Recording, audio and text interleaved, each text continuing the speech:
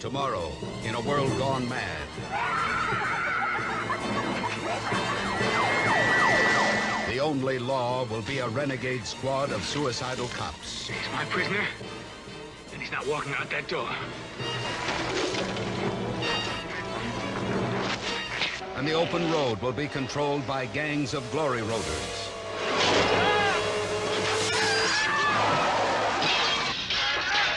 Max is a cop, one of the best. Where does they're out to get you?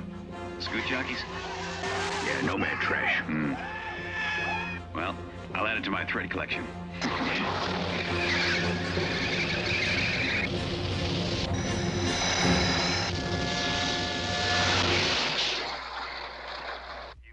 You made the news again. Relating to the slaying of a Maine Force patrol officer. Who was he? In a road blockade accident last month. Just another glory roader, I guess. Toe Cutter is a glory roader, one of the most sadistic. Anything I say. Anything you say. What a wonderful philosophy you have. Take him away. I want my baby. You've not got a sense of humor. Please, don't hurt my baby. You've got a pretty face, though.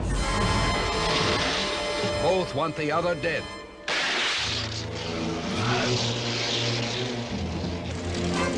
But only one can have his way.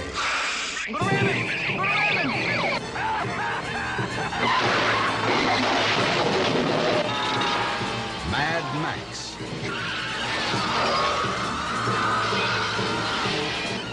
You don't want to make Max mad. Because when Max gets mad, he gets even. American International presents Mad Max, the maximum force of the future.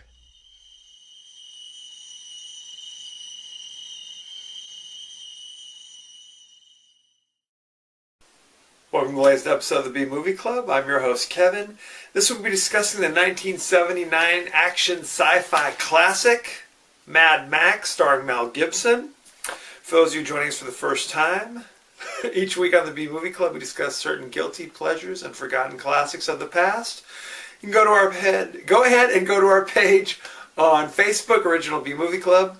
Give us the big thumbs up. You can also go to our page on YouTube, KD9575, that's me. Hit the subscribe button, it's totally free.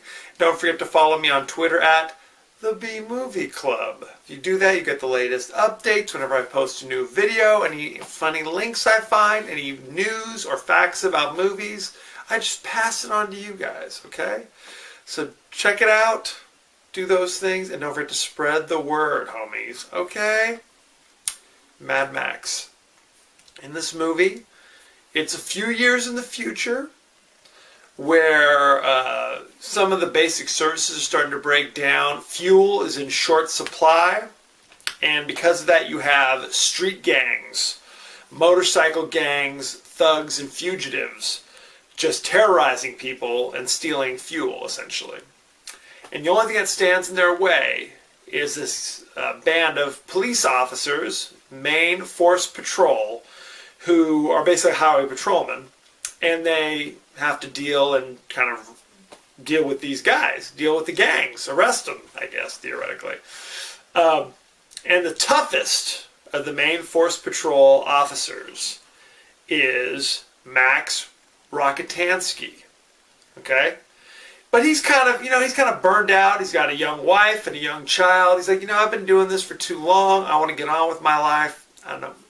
Maybe he wants to write poetry, paint pictures. I don't know. He's got dreams. He doesn't want to die on the road, essentially. But it's also because he feels like the longer he's on the road, the more he's going to be like one of those guys, one of those crazy thugs out on the street. So, over the course of the movie, they wind up arresting one of the street gangs, and then he gets freed on a technicality, as so often happens in this movie. And in movies in general, the bad guys get freed on a technicality.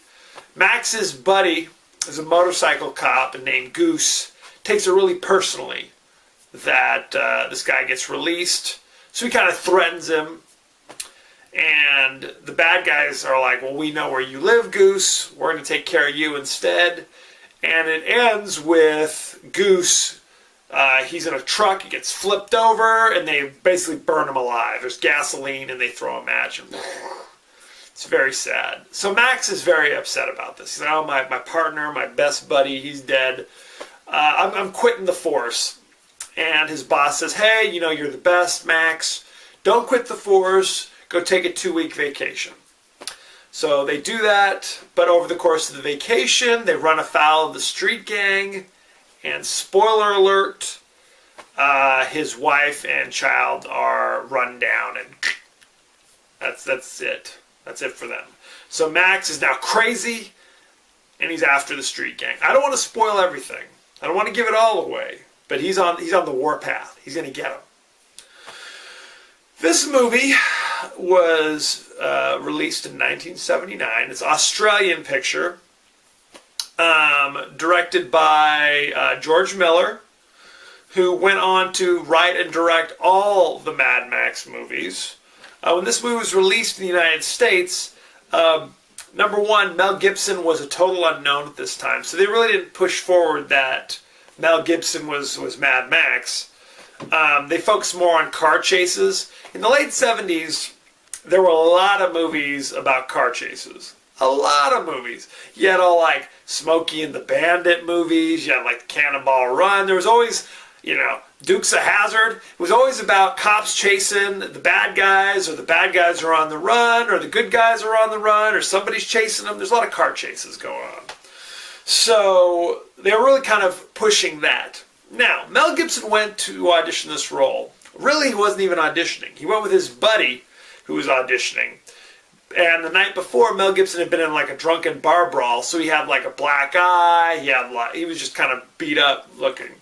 And they liked that look. They said, we want freaks for this movie. Come back when you're a little bit more healed and read again. And he did, and they didn't recognize him, and they cast him in the lead anyway. His buddy, who he went to audition with, was still cast, but he was cast as his Mad Max's buddy, Goose. So it all worked out for everybody. The movie was so low budget that even though for some reason there was a lot of leather, in this movie. Everybody's wearing leather.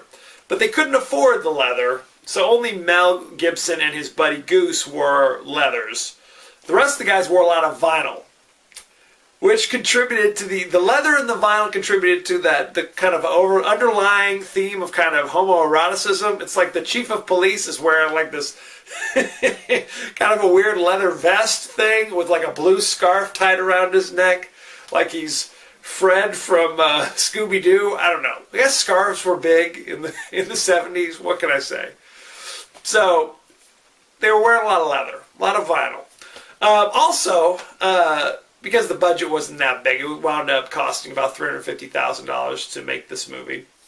A lot of the cars were repainted for use in other scenes. They would just grab whatever cars they could find, old taxi cabs, old police cars, and paint them down to be the pursuit specials or the interceptors that the cops would ride around in to chase the bad guys. But then later they'd be in a different scene, painted a different color, or there's a great scene in the opening of the movie where it's this evil gang guy has basically hijacked a police special, and he's driving, and the other cops are trying to get him, and it's great. It's great. And then Max has to get involved, and he takes care of the bad guys. It's an excellent, exciting car chase scene. Like I said, basically the whole cast was unknown, or relatively unknown. They did this on purpose. They basically said, we wanted new unknown actors so they wouldn't be you wouldn't see them going, oh yeah, I remember them from that other movie that they were in. Yeah, and I'm sure it was a lot cheaper to hire unknown actors as well, so there you go. When it was released in the United States, they actually redubbed it. They redubbed it because they didn't want people to be distracted by the Australian accents. So up until only a few years ago, if you wanted to watch Mad Max, they all had crazy, like, American accents, like, and it's weird, like, Mel Gibson's voice is all deep in the movie, and I'm Max, kind of thing. Of course, Mel Gibson at this point looks like he's about 12 years old. He looks crazy young in this. I can't explain it. What are you going to do? This movie, some of the actors who were in this were basically classically trained Shakespearean actors and would really get into their roles. The actor who played one of the villainous bikers named Johnny the Boy, at one point in the movie he's like chained up to like a fender or something. Mad Max chained him up with a handcuff. And he was so annoying because he was always in character that they just left him. Like they broke for lunch and just left him chained up there because he wouldn't break character. What are you going to do? Good times. And the gang leader, a guy named Toe Cutter, said he modeled his performance on Genghis Khan. See, they're really drawn for real things here. Now, this movie did so-so. So much so that when Mad Max 2 came out, in America it was just called The Road Warrior. They just said, we're not even going to make any connections to the previous movie. And by the time they do Mad Max 2, The Road Warrior, the plot has kind of moved on, whereas if you're watching this movie and you miss the first couple of minutes, you won't really realize it's supposed to be kind of a dystopian future.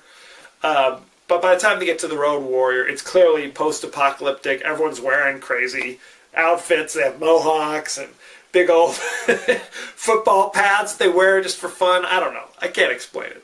What are you going to do? This movie currently has a 95% fresh on Rotten Tomatoes. It's considered a classic. I feel this may be overstating it a little bit. I enjoy it, but there are definitely some long, drawn-out parts where you're just kind of like, okay, let's get to it. If this is a movie about car chases, I'm going to need a few more of them. You know what I'm saying?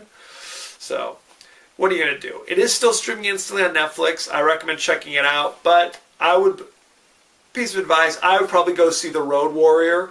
Or go see the sequel, maybe. And if you're really into Tina Turner, maybe check out Beyond Thunderdome, okay? And of course, later this year, Mad Max Fury Road, Part 4 of the, it's not a trilogy anymore. It would be of the series, I guess. I don't know. Quadrilogy? Is that a word? I don't know. So check that out. Let me know what you think. I enjoyed it. You know, it was actually banned in a couple countries because the violence that it showed. Although to me, it's not that violent. I mean, comparatively speaking. You know, what are you going to do? So next week, I'm going to move away from the sci-fi action genre to the classic horror Friday the 13th Part 1, the original, the one that started it all, starring of all people Kevin Bacon. Can you imagine this? Kevin Bacon was in everything. So check that out. It is streaming instantly on Netflix. Send me any favorite scenes, favorite quotes, comments, or questions, and I may talk about it on the show. Don't forget to go to our page on Facebook, Original B Movie Club. Give us the thumbs up. Go to our page on YouTube and hit subscribe. It's totally free. And don't forget to follow me on Twitter at The B Movie Club. As you know, I end every episode with a totally out of context quote. And here it is. I'm the Knight Rider. I'm a fuel-injected suicide machine. I was thinking about whether I should do it with an Australian accent. I'm a suicide machine. I don't know, that sounds pretty rough. Anyway, so next week we're going to be doing Friday the 13th. Thank you for joining us, and be well.